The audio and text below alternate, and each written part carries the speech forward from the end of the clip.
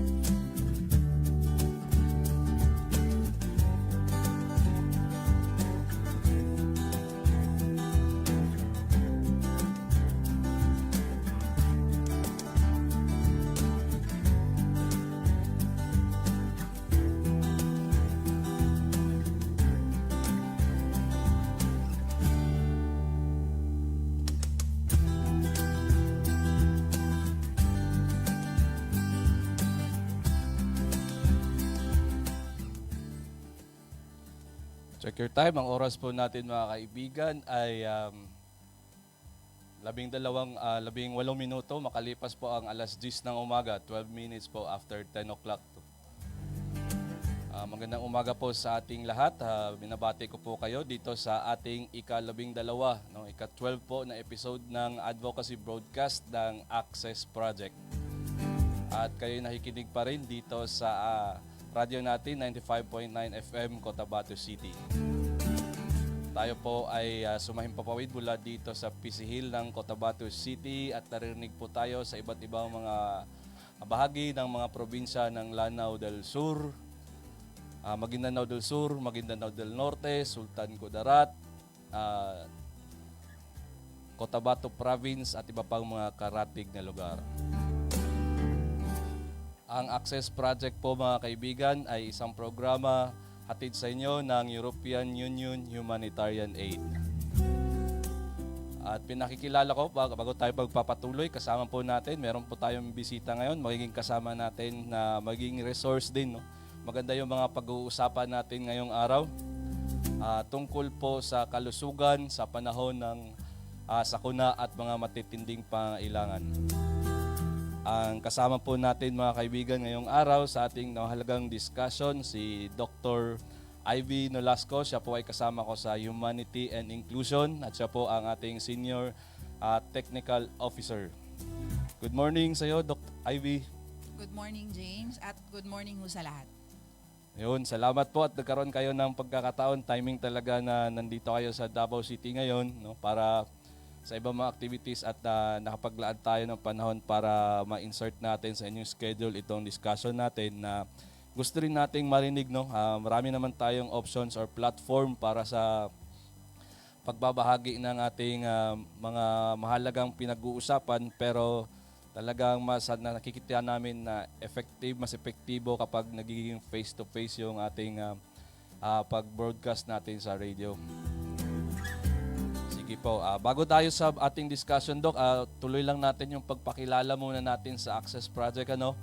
So, nabanggit ko na nga po na ang ating broadcast ngayon ay hatid po sa inyo ng Humanitarian Union, Humanitarian Aid, at ang Access ay isa pusang consortium project, no, na nag-ooperate sa iba't ibang mga probinsya po ng BARM, lalo na doon sa mga conflict-affected areas at iba pang lugar na naapektuhan ng iba't ibang uri po ng sakuna.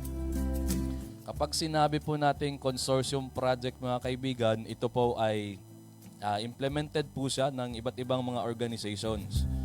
So sa katunayan, meron po tayong 14 o 14 po na organizations na nag-i-implement ng Access Project.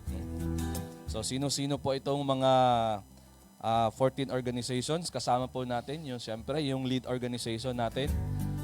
Yung Care Philippines, sila po yung nangunguna sa pag-implement, sa pag-put together ng mga information na sinusubmit natin doon sa ating donor, na European Union Humanitarian Aid. Tapos nandyan din yung Action Against Hunger, ang ACORD, Community Organizers Multiversity or COM, Humanity and Inclusion, yun po ang organization namin ni Doc Ivy. Integrated Mindanao Association for Natives or IMAN, Katabanga Foundation for Peace and Development Advocates or mas kilala po natin sa pangalang Katabanga. Nandyan din po ang Mindanao Organization for Social and Economic Progress o MOSEP. Kasama din po sa consortium ang Oxfam Pilipinas, ang Philippine Disaster Risk Reduction Network or PDRRN, ang Plan Pilipinas, ang Save the Children Philippines, United Youth for Peace and Development or ang UNIPAD, at ang panghuli ay ang United Youth of the Philippines Women o mas kilala po natin sa pangalang UNIFIL Women.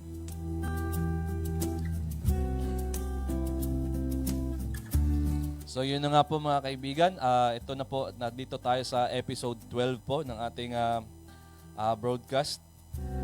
So kasama po natin si Doc Ivy para po magtulong sa atin, para mapaintindi itong mga mahalagang mensahe tungkol sa kahalagahan ng pag-iingat ng ating kalusugan, lalong-lalo na po sa panahon ng mga kalamidad at iba pang uri po ng mga sakuna. Lalo na po dito sa ating mga areas po sa BARM, no, na hindi lang po yung mga natural calamities katulad ng mga pagbaha, pag-ulan, no, mga landslides ang ating nararanasan, minsan nag-overlap din, no, nasasapawan din ito ng iba pang mga kalamidad na gawa ng mga tao katulad po ng mga armed conflicts, no, o mga tunggalian. So nagdadala po ito ng mga matinding takot sa mga tao at kahirapan, lalo na kapag nagigsanhi ito ng displacement o pagkaalis ng mga tao doon sa kanilang mga kabahayan. So by the way, kung meron po tayong mga katanungan mga kaibigan at gusto po rin yung magbigay ng inyong mga inputs or gusto niyo magtanong o magbigay ng inyong feedback, pwede po kayong mag-text lang po, no? Huwag lang po tayong tumawag. Mag-text lang po tayo sa ating hotline number 0905-642-4323. Ulitin ko po, 0905-642-4323. Diyan po tayo pwedeng mag-text po ng ating mga katanungan at iba pang mga opinyon. No? Para naman po sa ating mga kaibigan sa iba't ibang panig ng bansa na hindi naabot ng ating broadcast, pero mapapanood din kami sa live stream, no, sa pamamagitan ng Facebook Live ng Radyo Natin FM. So, yan, pwede rin po kayong mag-comment sa chat box para ma-recognize natin. Huwag lang po kalimutan na banggitin kung saan po kayo banda nakikinig o nanonood para malaman po natin, magkaroon po tayo ng idea kung gaano po kalawak ang narating ng ating broadcast ngayong araw. So yun na nga, magsisimula na po tayo, Doc Ivy, no? Maraming salamat ulit sa iyong time. Ang first question po natin, no, Doc, kung ano po yung mga pinaka-common, no? Kasi kapag nagkaroon po tayo ng mga sakuna, displacement, so nagpupunta yung mga tao, yung mga pamilya ay umalis sa kanilang mga bahay at nagpupunta pwede sa mga evacuation centers, no? Mga eskwelahan o iba pang mga areas kung saan pinapayagan ng gobyerno. Ano po yung mga pinakabanta sa kalusugan ng mga tao kapag sila po ay nahiwalay sa kanilang mga kabahayan? Sige, salamat sa tanong, James. No, so ang pinaka-common na mga banta sa kalusugan ay pwede nating ma-classify sa dalawang bahagi, sa dalawang bagay. Una, anong klaseng event ba ito? Pangalawa, yung timing ng exposure natin, no. So una, timing during yung sa habang nangyayari yung sakuna. Okay, so habang nangyayari yung sakuna, tapos yung anong klaseng sakuna ito, like example, baha. So kung baha, during the time sa baha, of course, ang ating exposure o ang ating banta ay yung tayo ay lumulusong sa baha, tayo na-expose sa baha. So yun yung risk natin. Kung may conflict, yung mga nasusugatan, merong mga natutumbang mga kable ng kuryente, na electrocute, so yung mga injuries, mga acute injuries nandyan during sa times. Tapos immediately after, pagkatapos nung nangyaring sakuna, tayo ay nadi-displace, pupunta tayo sa mga evacuation centers, doon na yung mga nangyayari namang risk dahil sa displacement at pagka-dikit-dikit ng mga tao, pagkumpul-kumpul ng mga tao. Kasama na doon, like for example, yung mga sakit. Nandun na, lumalabas yung mga sakit. Pangalawa is dahil sa kulang na yung access natin sa serbisyo, lalo na sa serbisyong pangkalusugan, mas lumalala yung mga sakit na matagal na. Gaya ng hypertension, diabetes. Dahil nga itong mga sakit na ito ay nangangailangan ng maintenance medicines. Kahit na yung chronic diseases, matagal na sakit na infection, kagaya ng tuberculosis, HIV, etc. So kung disturbed o nadidisturbo yung maintenance ng gamot na ito, tulad ng access nito, mas lumalala. So maraming namamatay sa sakit na ito sa panahon ng mga ganyan, no? Pangatlo, sa long term na, ano yung mga komplikasyon or mga epekto sa long term is that ang pinaka-common na nakikita natin is yung mga mental health natin na mga issues, lalo na sa long term. Kung kulang na yung ating access or hindi na tayo nakaka-access ng maayos na pagkain, yung nutrition na naman natin, yung nutrition ng mga kabataan or kahit na yung mga nakakatanda na ay nagsasuffer na.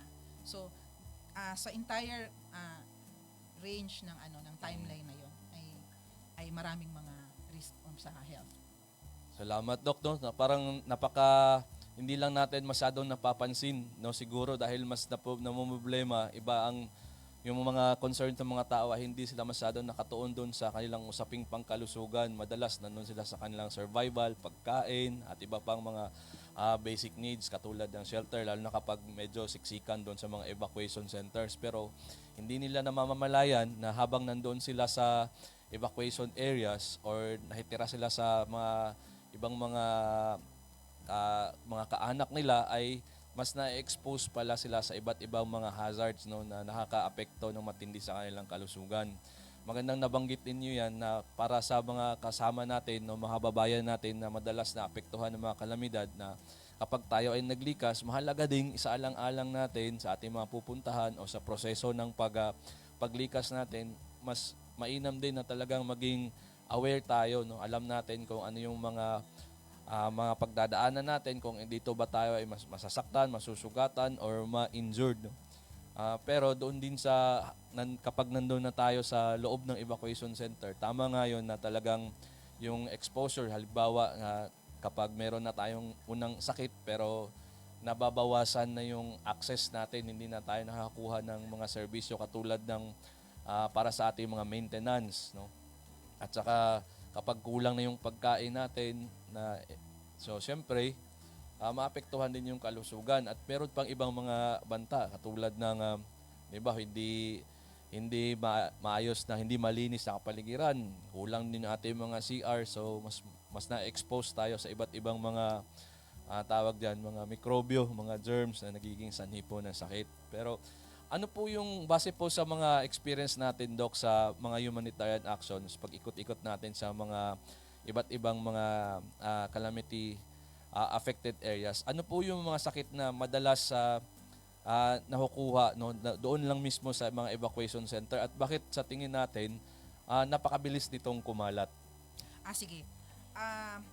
Meron akong nakikitang 5 na main reasons kung bakit mabilis yung pagkalat ng sakit sa isang lugar, lalo sa evacuation centers. Ang una, yung sinabi ko na kanina, yung close proximity or pagkadikit-dikit ng tao. So wala na tayong social distancing, no. So mas exposed tayo sa yung airborne infections, yung mga infection dahil sa magkadikit-dikit ang tao.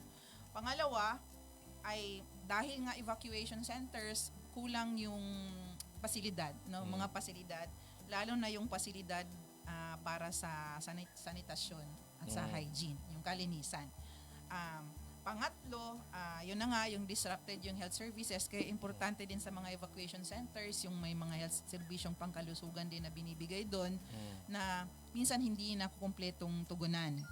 Ang pang-apat ay dahil nga sa exposed tayo sa elements, no, so open ang area, tapos nasi-stress tayo, kulang tayo sa pagkain, bumababa yung resistensya nandoon, ng mga taong lumilikas. So, exposed tayo sa elements, bumababa ating resistensya, madali tayong nagkakasakit. Panglima at last, of course, yung behavior mismo ng na-displace or nandun sa evacuation center. So, kung hindi tayo nagpa-practice ng kalinisan at yung hygiene, tsaka tamang sanitasyon, yun din ay isang contributing factor dun sa sakit. So kung titingnan mo yung 5 yun, ano ba yung pinaka-common na mga sakit dahil doon? Okay, so yun yung ating tinitingnan. So mga common na sakit, of course, una yung mga respiratory infections. Respiratory yung nasi-spread sa ating ano ba tawag? Paghinga. Okay, sa respiratory infection. So ubo, flu, so yung mga ganun, pneumonia, okay? Pero meron din kasing mga sakit na si-spread sa airborne or droplet, yung paghinga, na hindi siya matatawag nating respiratory, kagaya ng like hand, foot, and mouth disease. So hand, foot, and mouth disease, mas kabataan, mas 0 to 5 years old ang mas severe na apektuhan dyan. So ito ay mga viral infections na mabilis na kumalat. Pangalawa, kung ang sanitasyon din naman, yung mga water sources natin, yung kung saan tayo umiinom ay compromised compromised or may contaminated, nagkakasakit tayo ng tinatawag nating mga waterborne diseases. So, nandun yung diarrheal diseases, cholera, typhoid. So, yung mga diarrhea is definition diarrhea is mga 3 or more na pagtatae ng basa, no? Or more than the usual na pagtatae. Tatlong beses sa isang araw o mahigit pa, Doc? no? Yes, 3 beses or mahigit pa na basa na pagtatae. Yung basa na pagtatae. Or sa usual, meron kasi ibang tao na 3 is usual sa kanila. Pero kung dumami pa doon, ang risk naman yun ay dehydration. So nawawala. Ito siya very preventable na disease. Ang iba pang mga sakit aside from mga diarrheal diseases ay yung mga tinatawag nating vector-borne diseases or yung dala ng, ang pinaka-common ay lamok. Dala ng sakit ng lamok, kagaya ng dengue diseases, malaria, at iba pa. Sa mga vector-borne diseases kasi, related ito sa sanitasyon din. So kung kahit saan tayo magtatapon ng basura, tapos may may tubig doon na stagnant. Hindi ang tawag diyan, hindi dumadaloy. So kahit na maliit lang na cup or yung cover ng soft drink or na may tubig, pwede yan siyang pamugaran ng lamok. At saka itlog ng lamok. At mag-hatch yan. No? So mabuhay yan kahit na mag-dry. So kaya importante yung kalinisan talaga at yung mga ganyang sources ng tubig. So yung pagka naintindihan ko, Doc, yung sinabi natin kanina na pinaka dahilan kung bakit nagkakaroon ng sakit yung mga tao lalo na doon sa mga evacuation center. Una, yung dahil hindi na nagkakaroon ng hindi lang pala sa COVID yung importansya ng social distancing, no? Narinig natin na kapag magkakalapit-lapit na yung mga tao, mga members ng family, tapos nandyan pa yung sa kabila, nandun yung mga kapitbahay natin na halos wala na tayong pagitan, tapos magkadikit-dikit pa yung mga yung tinitirahan natin kasi nga nandun tayo sa eskwelahan, lalo na walang mga boundaries na yan kung nandun tayo sa mga covered court, no? Halos sa magkakalapit na yung mga tao, no? At dahil diyan yung mga pagkakahawa ay mas mabilis, no? Kasi nga yung binanggit ninyo na may mga sakit na nakukuha natin sa paghinga, no? Or minsan na yung pagsasalita natin, tumilamisik yung laway tapos na papasok din sa ating no? na i-inhale din natin. So may mga sakit na dala ng hangin, meron din mga sakit na nakukuha natin galing sa tubig, no? So saka sa lamok. At saka sa lamok. Mayroon pa iba siguro, vector din naman ang tawag natin, Doc, sa di ba? Sa daga, no? Yes, sa daga, Oo. sa ipis. ganyan. Meron nga din kaming experience sa ibang evacuation centers na napuntahan namin na meron ding tinatawag ng mabilis na pagkalat ng kuto. Pati kuto.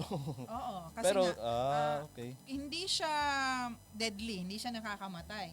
Kaso lang ang kalidad ng buhay, kung makikita mo yung ng bata, lalo sa bata. Sobrang dami ng kagat ng kuto.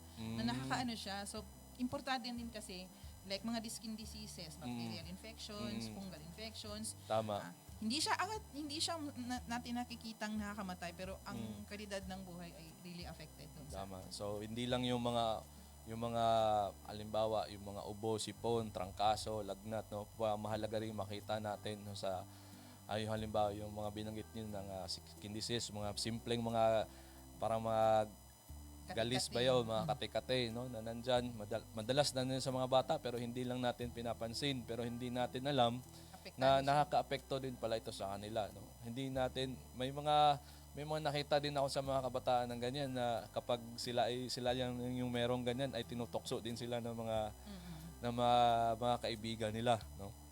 So yun, ang pinakamahalagang natin, mga kaibigan, narinig natin, no? Iba't iba yung pagkakaroon lang ng maraming tao na magkakasama-sama ay posible na siyang maging sanhi po ng iba't ibang uri ng sakit, no? Pero ngayon narinig din natin na madalas nakukuha natin siya sa hangin, sa ating paghinga, no? Sa tubig na iniinom natin o ginagamit natin sa ating pang-araw-araw na gawain. Nakukuha din ito sa mga ano bang Tagalog sa vector, no? Yung mga Mga hayop or ibang mga insekto, ganyan, no? Mga hayop katulad na ng lamok, mga ipis, mga daga, no, na pag nandyan yan, so mas magiging maingat tayo at sikapin natin na kapag nandun tayo sa evacuation center na wala din yung mga vectors na yan para mabawasan po yung mga tendencies na magkaroon po tayo ng pagkalat na sakit. Kasi pag kumalat na po yan, mas mahirap na po siyang i-control.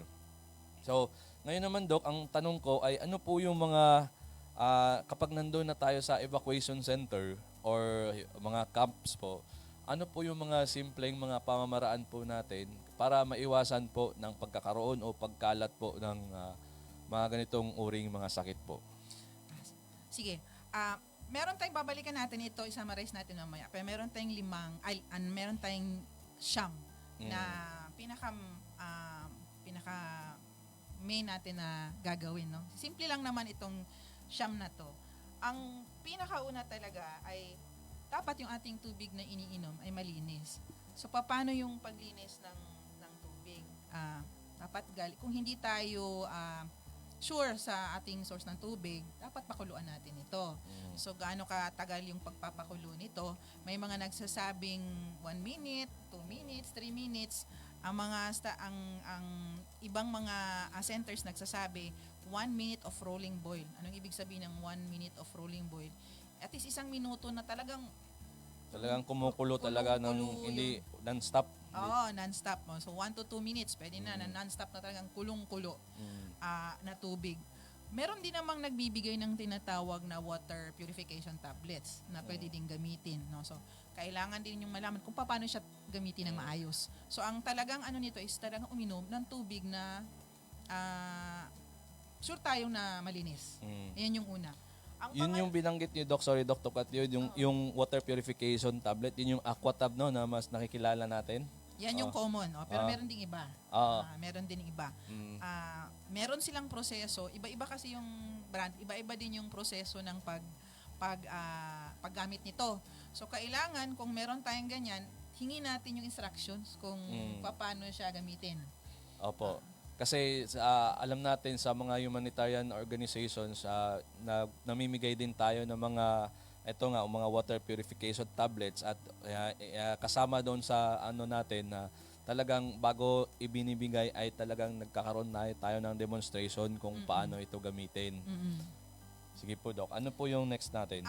Ang pangalawa, of course, yung kumain tayo ng sigurado tayong malinis din na pagkain. Okay, so kasi doon din natin nakukuha yung ibang mga sakit, no? So paano 'yun? Bago kainin, kailangang hugasan ng maigi, tapos lutuin din ng maayos. So dapat maayos na pagluto din ng pagkain. Kasi kung hindi naluluto, merong mga bakterya na hindi namamatay kung hindi naluluto. So kailangan ng malinis na pagkain. Pangatlo, tamang paggamit ng palikuran.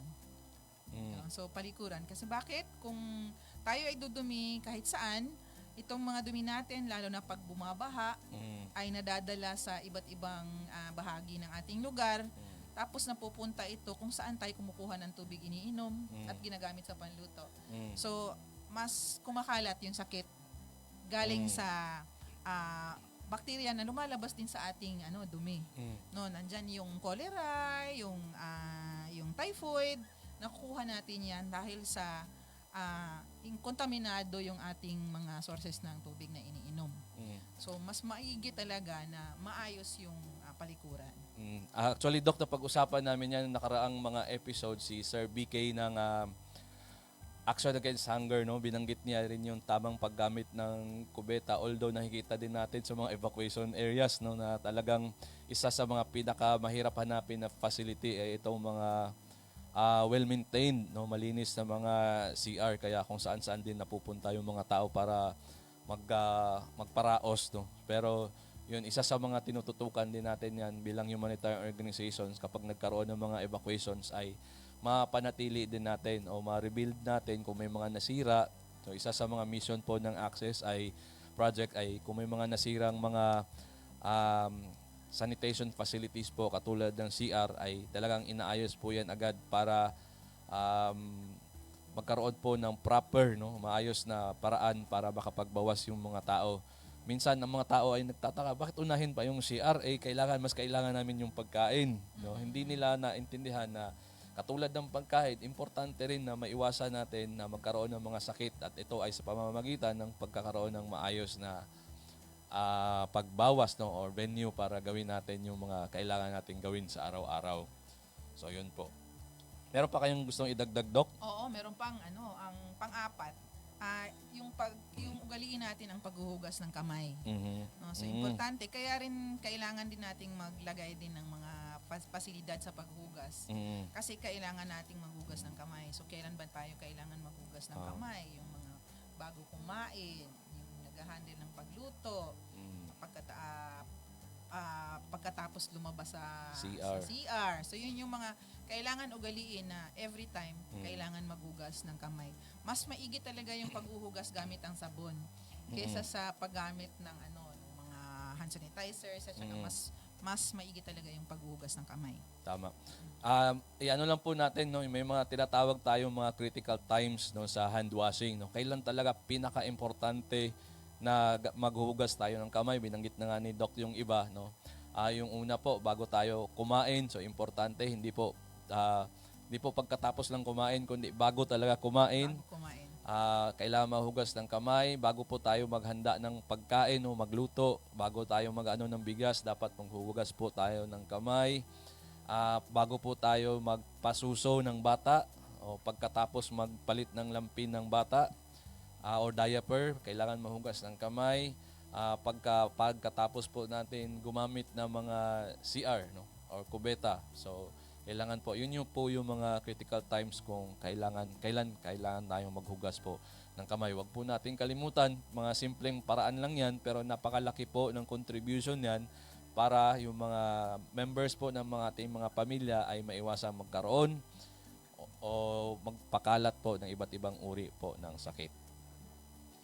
Meron pa dyan, Doc? Sige, ang ating panglima ay yung siguraduhin nating linisin natin or takpan yung mga imbakan natin ng tubig. Kasi ito ay nagiging breeding site ng ating mga mosquitoes or mga lamok. Kahit nga lang konting yung sinabi ko kanina, pwede na siyang pamahayan ng itlog ng lamok. No, so kahit na yung sa tingin natin na malinis naman tong tubig na to. So malinis naman itong yung ating imbakan. Pero hindi mo alam, nandun na pala yung itlog. Saan yung itlog? Hindi siya nakalutang, nandun siya sa gilid. Nakadikit. So hindi siya basta-basta natatanggal ng simpleng alog nung lalagyan, tapos itapon mo ang tubig. Kailangan mo talagang kiskisin or linisin, sabunan yung gilid para matanggal yung nakadikit. Kasi dikit na dikit siya sa gilid.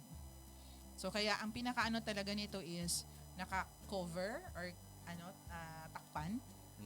Pagkatapos kung hindi mo natakpan at may nakita ka ng mga puti-puti sa gilid just above the water level, kailangan mo talagang linisin talaga. Baka yun yung mga itlog na ng mga lamok. Opo. Thank you. So ano pa po ang meron natin dyan, Doc? So meron tayong nabanggit kanina, magpakulo ng tubig, yung dapat isiguraduhin natin malinis yung tubig na iniinom natin. Isa lang yung pagpakulo, paggamit ng water purification tablet. Kung wala naman tayo niyan, pwede tayo manghingi. Kung may mga pera naman tayo, bumili tayo, no? Kung hindi tayo sigurado na may mga distributors po tayo ng mga purified mga drinking waters, no?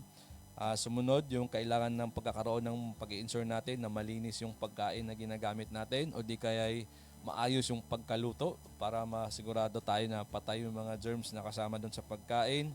Takpan po natin yung mga imbaka ng mga tubig at sunod yung tamang paghugas ng kamay. Paggamit ng palikuran din. Paggamit ng palikuran. Tama. Yung mga din para dagdag ko doon sa tubig ay itaob natin yung mga sa tingin natin nakatinggal lang. Mga nakatiwangwang na mga nakatiwangwang lang na mga containers na hindi naman natin ginagamit. Kaya importante talaga yung proper solid waste management dapat din. So, walang mga tubig na stagnant, no? Yes, at para mawalang mapangitlugan yung mga lamok. So, yun. Ang pang-anim naman ay yung as much as possible kung kaya natin, huwag tayong lumusong sa tubig baha.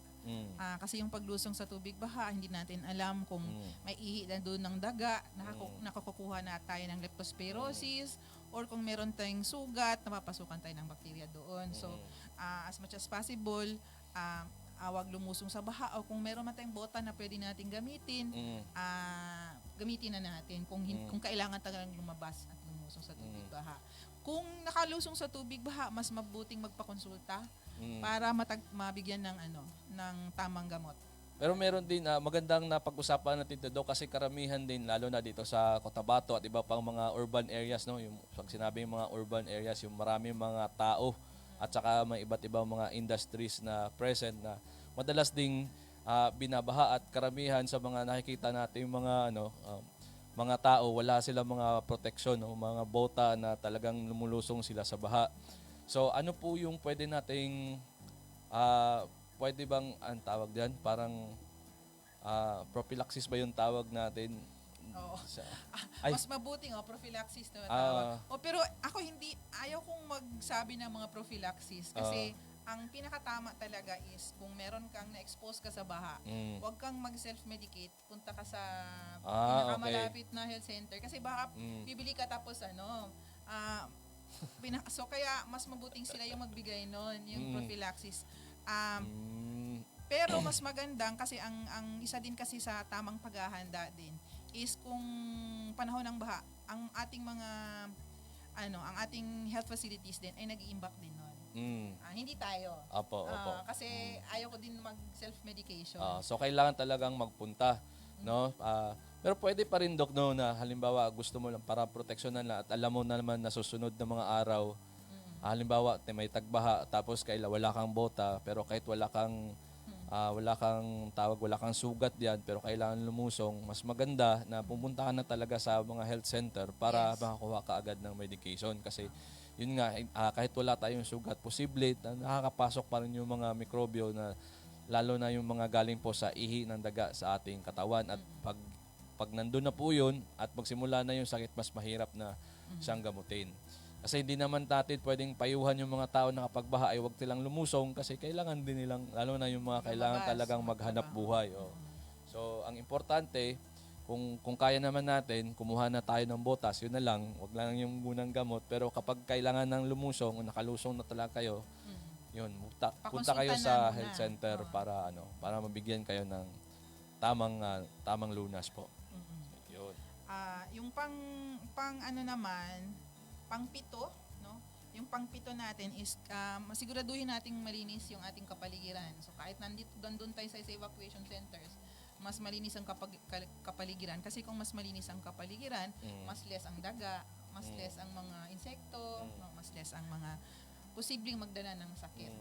So, yung sabi natin nga kanina, mas mabuti yung mga solid waste, yung mga nating mga iba't ibang basura ay nakaimbak ng maayos, nakatakip. Pero isa din yan sa mga challenge, no? Kapag dumadami yung mga tao, mas mahirap i-manage yung basura.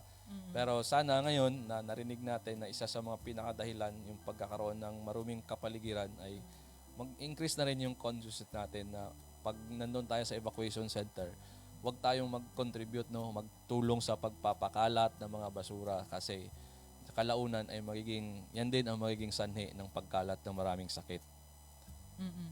Ang pang-pito, ang pang-walo ay yung protektahan natin ang sarili natin sa kagat ng lamok.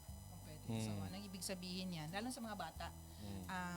Ang lamok kasi, lalo na ang lamok na nagdadala ng dengue, ay sinasabi nating day biting or nangangagat sa umaga. So nangangagat siya sa umaga. So bakit mas lalo yung mga bata or yung mga nakakatanda ang nakakagat? Sila yung naiiwan kasi sa bahay. Tapos sila yung natutulog. Kung hindi tayo nagkukulambo, hindi natin nakukulambuan yung mga natutulog na kabataan. Sila nagkakadengue. Tapos aside from sa kulambo, pwede tayong mas may long sleeve, pantalon na mahaba, para maproteksyonan. Pwede din tayong gumamit ng mga insect repellent, no, para sa pagprotect. So proteksyonan natin ang ating mga sarili sa kagat ng lamok. Ang last na talaga na ating importanteng tandaan is ah, bantayan natin yung mga kung kailan tayo magpa-check up. Ibig sabihin, kung meron tayong nararamdaman, pa-check up na tayo. Or na tayo. Kaya mas mabuti din na meron ding mga serbisyo. Kung nandoon naman ang medical team sa ating mga evacuation centers, i-maximize natin yung kanilang presensya doon. So, magpa-check up na tayo. Pag meron tayong nararamdaman kakaiba or sakit, pa-check up na tayo kaagad para hindi naman ito lumala. For example nga sa dengue is mataas masyado na fever o lagnat ng mga 3 araw. Mataas masyado. Pagkatapos ng 3 araw, okay na, biglang nawala. Tapos hindi na tayo magpapa-check up. Pero sa delikado sa dengue, yung pagdudugo or bleeding ay nangyayari pag wala ng lagnat. Pero saan po yan mas nakikita madalas naglalabas yung mga pagdurugo, Dok? Pagkatapos, nakikita mo usually sa skin yung mga parang rash, tingnan. Mga pantal-pantal. Pantal-pantal yun yung mga microbleeding. Pagkatapos may bleeding na sa Yun pala, kasama rin pala sa bleeding yung mga pantal-pantal, yung mga rashes. Meron din, tapos yung bleeding sa loob, internal bleeding, so yun yung mga So hindi natin sasabihin na wala naman akong lagnat, hindi na ako magpapa-check up.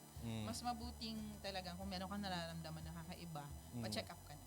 Parang yun yata ang isa din sa mga challenge, no, para sa karamihan sa mga, I think, mga Filipino communities na talagang kapag kaya lang mo lang tiisin yung sakit, tapos hindi natin alam na yun pala ay mga early symptoms pa lang yun, no? Pagka minsan gumagaan na yung pakiramdam natin, kahit nga paalis ka na ng bahay, tapos biglang gumaan yung pakiramdam mo, okay na to, hindi na pala matutuloy, so hindi ka na magpapa-check up. So ngayon, narinig po natin mga kaibigan na mahalaga, lalo na in times of emergencies or nandun tayo sa mga evacuation centers, kung saan napaka-prone po natin, no? Tayo pong lahat ay na-expose sa iba't ibang mga possibilities na mahawa tayo sa iba't ibang uri ng sakit, no? Kaya pinapaalala po natin na kapag meron po kayong mga hindi magandang nararamdaman dyan, medyo masakit ang ulo nyo, nilalagnat kayo, parang may sinat kayo, mas maigi po na magkonsulta na kayo agad sa pinakamalapit na health center para mabigyan kayo agad ng lunas. Kasi sa pamamagitan yan, hindi lang kayo nakakatulong sa sarili nyo, nakakatulong din kayo sa buong komunidad kasi naiwasan yung pagkalat ng sakit. Kasi nga, pag nandoon tayo sa evacuation center, masiksikan na yung mga tao, mas mabilis na yung pag-spread o pagkalat ng iba't ibang mga sakit po. Sige. So, ano po yung natin, Doc, na yung ano po ang pwedeng gawin ng mga tao, no?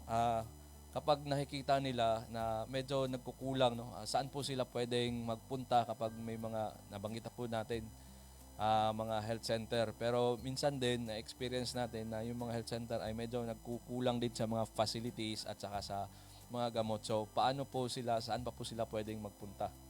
Sige. Sa konteksto kasi ng disaster, mas lalong nagkukulang, no? Kung kahit na nga walang disaster o walang emergency, may pagkukulang na dun sa serbisyong nakukuha natin.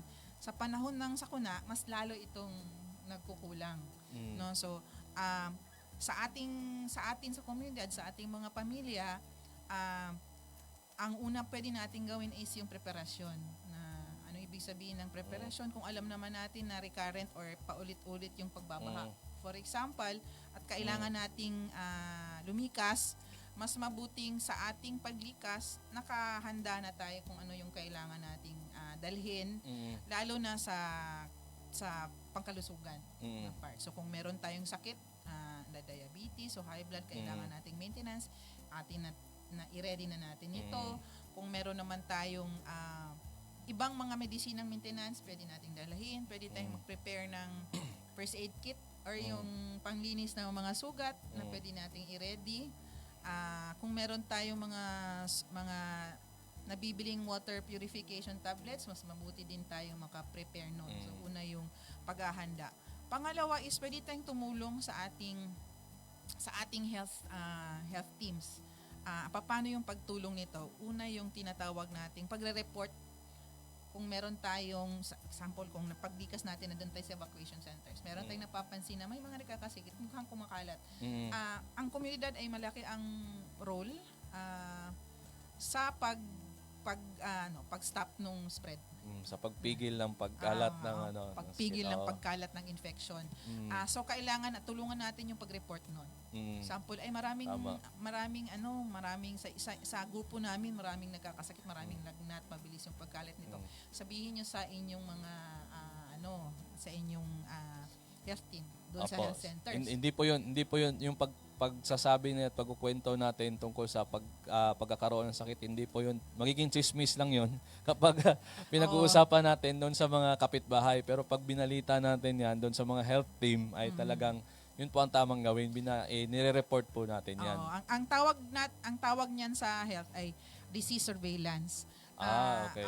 Hindi Disease ang disease surveillance. surveillance, meron kasing component sa komunidad na yung mga tao ang kadalasan na gumagawa nan ay mga BHWs, yung mga barangay health workers, pero inaanyahayahan din natin yung mga miyembro ng komunidad na mag-report din kung meron silang nakikitang ganung mga sakit.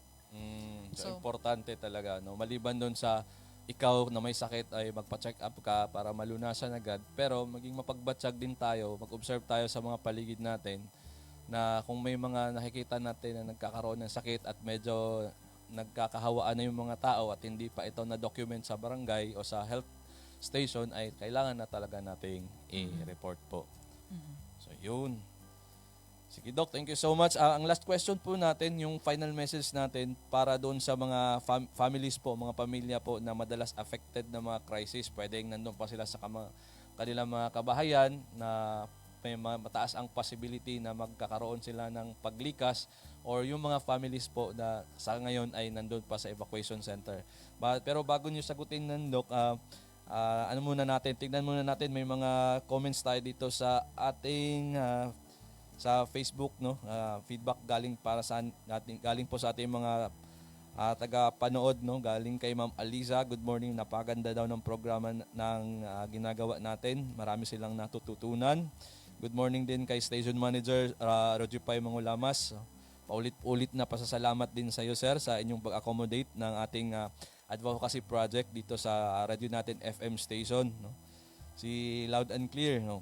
O yan, shout out na sa iyo, Loud and Clear, dito sa PC Hills, Rosary 1. Good morning sa inyo. Good morning din sa ating mga kasamahan diyan sa HI office, si Ma'am Marilyn, nandyan na yata si Sir Joboy.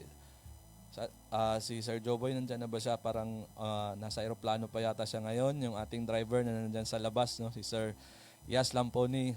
Salam sa iyo, sir. Okay pa tayo dyan. At saka ibang mga nanonood po ng mga kasamahan natin sa HI Philippines. So, good morning po sa inyong lahat. And then, sige, Doc, doon po tayo sa ating last question. Ano po yung mga key messages natin para sa mga families na mostly affected by calamities and pati yung sa mga currently nandun pa po sa mga evacuation centers? Salamat, James. No? Maraming salamat din sa panahon na sa pagkakataon na ibinigay sa amin, no, para makapagbigay ng impormasyon sa lahat. Unang-una, malaki yung role ng bawat isa para sa pagpigil ng pagkalat ng sakit, lalo na sa mga sakuna. Ang atin pong behavior o ang ating ginagawa sa panahon ng sakuna at paghahanda nito ay malaki ang impact sa health, no? Hindi lang sa sarili kundi sa ating mga kapitbahay, sa ating mga kasama. So balikan natin yung paghahanda, yung kanina, yung paghahanda. Ang pangalawa is yung 9 na key messages. I-run through lang natin. Ang una is yung uminom ng tubig na malinis, pakuluan, or maglagay tayo ng mga purification tablets kung kailangan. Yung kumain ng pagkain na malinis din, maayos na pagluluto nito, paghuhugas nito, paggamit ng pagpalikuran or pag-ayos na hindi pagdumi kahit saan, ang ugaliin ang paghuhugas ng kamay. No, meron tayong mga times kung ano yung critical times na sabi kanina ni James na sa paghuhugas ng kamay.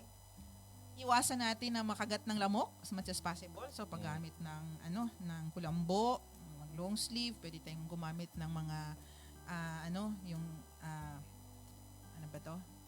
Insect repellent. Insect repellents.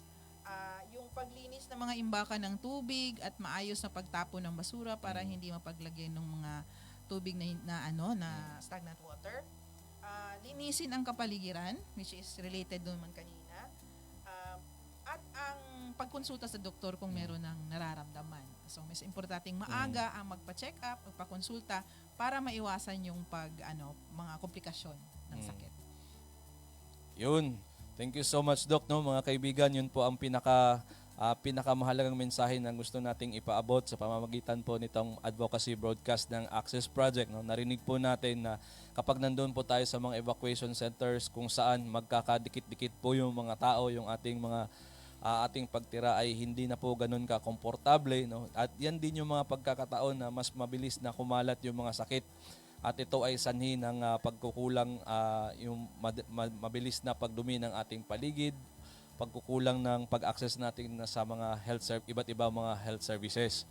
At wag po natin kalimutan na itong mga sakit na ito na karamihan madalas na kumakalat ay nakukuha po natin sa pamamagitan ng hangin na ating hinihinga, na ating binabahing, sa pamamagitan po ng tubig na ating iniinom, at sa pamamagitan ng iba't ibang mga insekto at mga hayop na pakalat-kalat dyan po sa ating paligid. Kaya yung sinabi ni Doc kanina na 9 na mga key messages for prevention of common diseases, mahalagang maintindihan, maalala po natin palagi yun kasi hindi naman po yun papel lang ng mga taga-health station, ng mga barangay health workers. No? Papel po nating lahat yun na pangalagaan ng ating sarili, protektahan laban sa anumang uri ng sakit, pero tumulong din tayo na pangalagaan yung kalinisan ng ating paligid para makatulong din tayo sa buong komunidad. Nang sa gayon ay yung stress natin ay hindi na mapunta sa pag-aalala kung paano tayo makakahanap ng lunas sa ating sakit kasi in the first place naiwasan natin na magkaroon ng sakit. So instead na mag-worry tayo tungkol sa ating kalusugan ay mag-worry na tayo yung mga stress natin ay nalilipat natin sa pag-iisip tungkol sa ibang mga pangailangan pa natin sa pang-araw-araw. So maraming salamat Doc Ivy Nolasco sa inyong panahon. No? Sana magkaroon pa ulit ng mas mahabang discussion ng ibang pang kasama yung ibang mga access sa members. No? So kung maganda nga yung ating key message Doc, baka siguro pwede nating malabi sa dito sa radyo natin FM na ma-post din yan sa kanilang Facebook page at saka sa iba pang mga social media networks para mas makita ng mga tao kung ano yung mga key messages na yan. Yun, so mga kaibigan, magbabalik po tayo sa ilang saglit. Kasama natin mamayang konti ang ating kasama galing sa Save the Children na pag-uusapan naman tungkol sa usaping ano bang Tagalog sa mental health? Kalusugan ng kaisipan. Yes. Parang ganon. Sige po. So thank you so much, Doc Ivy. See you later po at saka magbabalik po tayo mamayang konti.